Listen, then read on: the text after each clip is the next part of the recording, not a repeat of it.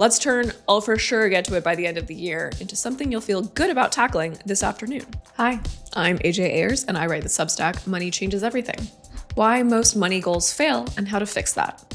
Key takeaways. If you can't say exactly what done looks like, you don't have a goal, you just have something you keep meaning to get to. Quarterly timeframes matter. 90 days is short enough to stay focused and long enough for real financial progress to show up. You only need a few goals at a time. More than 3 priorities usually means that none of them gets the attention it deserves. In my household, I am the master of the laundry. I sort of enjoy doing it, but I'm not great at the follow-through. I'm great at the step where you plop the clean, warm clothes from the dryer onto the bed. Then I get distracted and come back later, exhausted and ready for bed, only to find the bed occupied by a giant mound of clothes. Instead of folding them, I move them to the dresser or to the floor. Over the next few days, I slowly pull clean socks or tops from the pile as I need them. I never actually put it all away. Sometimes it gets so bad I can't tell what's clean or dirty, and I end up rewashing a big, messy mix of both. This process of never quite getting it done is a good metaphor for how most people set goals, which is to say they don't. Instead of do the laundry, my goal should be between meetings, wash, dry, fold, and put away laundry by 4 p.m. so the bed is free from obstructions. Without a documented plan, consequences, rewards, and measurable outcomes, goals are just added stress. Without a system, your goals are just clean, wrinkled t-shirts on the floor. You don't accomplish them, you just move them around. I didn't invent goal setting. Psychologist Edwin A. Locke in the 1960s postulated that setting specific goals leads to higher performance than vague ones. Many people have iterated on this principle since. The more specific the goal, the more likely you'll achieve it. One of the most effective frameworks I've encountered is the SMART goals system. Goals should be specific, measurable, achievable, relevant, and time-bound. Personally, I think relevant is a bit of a cop-out to make the acronym work. You're setting the goals, right? You've decided they matter. The acronym is cute, but what it really means is pick a specific goal, give yourself a deadline, and make a plan to get it done. Last year, I took my annual goal setting one step further with the Full Focus Planner.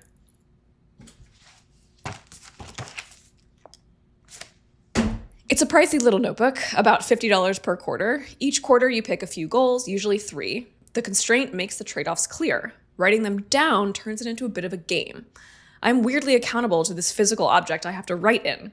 When the quarter ends, I close it up and stick it on the shelf with the others. It gives me closure. I get a chance to celebrate what I've done and move on to the things that I maybe didn't get done. The planner runs on a quarterly rhythm. It breaks time into 90-day sessions and forces you to choose what actually matters in that window. Quarterly goals shape weekly priorities, which guide daily plans. It keeps the big picture and the day-to-day connected. I really like it because it takes your big goals, but it also looks at your daily habits like drinking water or walking or basic daily functions. So you can do the big goals and also track your daily habits at the same time.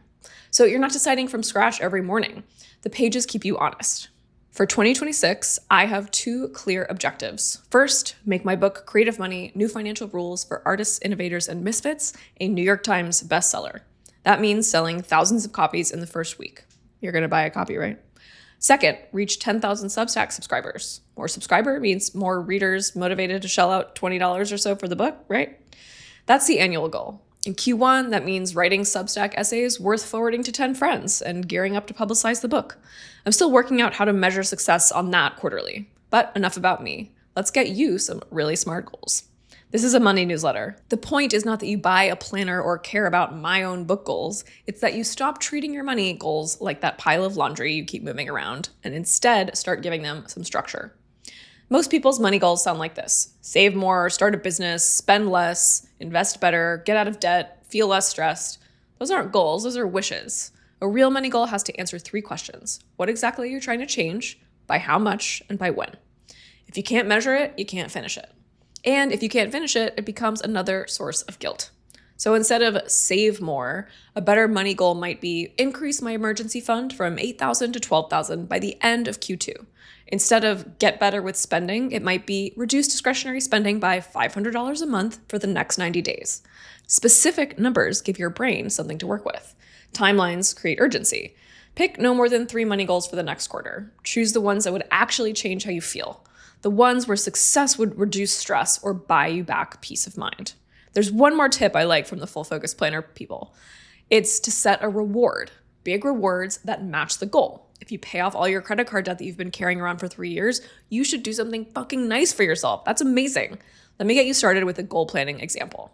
So our annual goal is to invest X% of gross income each month throughout 2026 by automating contributions into retirement accounts or brokerage account. So in Q1, we're going to open the right accounts. Maybe we already have a 401k at work. Q2, we're going to start automatic contributions by June 30th. In Q3, we're going to increase our contributions by 1% each month all summer through September. In Q4, we're going to review our year-end savings totals and top up anything we need to from savings to hit our percentage goal. I'd love for you to be at 20%. The reward for this goal is to tack on an extra night to your next vacation. If you're already doing this, if you've already hitting your savings goals, it's time to optimize a little bit more. Here are some advanced money goals. Number 1, keep taxes predictable. Adjust withholding, estimated payments, or owner's draws from your business to make sure what you pay during the year covers what you owe. Contribute to a 529 plan after maxing retirement accounts. This is perfect for college savings or a smart place to park excess savings once 401ks and IRAs are maxed. Number 3, reduce friction. Consolidate accounts, automate transfers, simplify or close unused accounts. Fewer logins, fewer decisions, fewer distractions. Number 4, revisit insurance. This is so boring.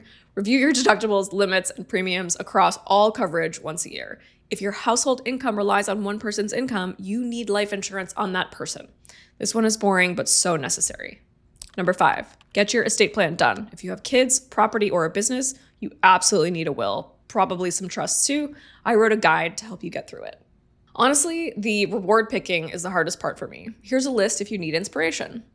A weekend trip with a friend or a partner. A concert or show you normally talk yourself out of. A beautiful leather wallet you'll use daily. A custom framing job for art or a photo you love. A private lesson in something you've always wanted to try. Most people live in financial laundry limbo. They earn, save, spend, invest a little, worry a lot, and repeat. Things move around, but nothing ever quite gets put away.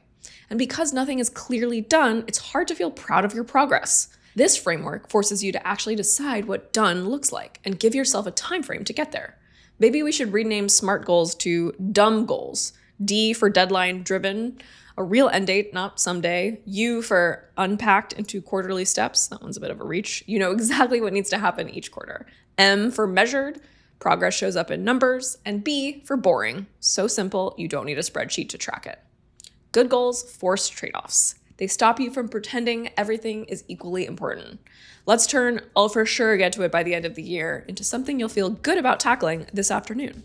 So let's get started. Drop your money goal in the comments that has a deadline, your next action for the quarter, and a clear definition of done. Consider this gentle public accountability, not shame. And here's my parting shot. Money, like freshly laundered clothes, is only useful when it's put away where it belongs.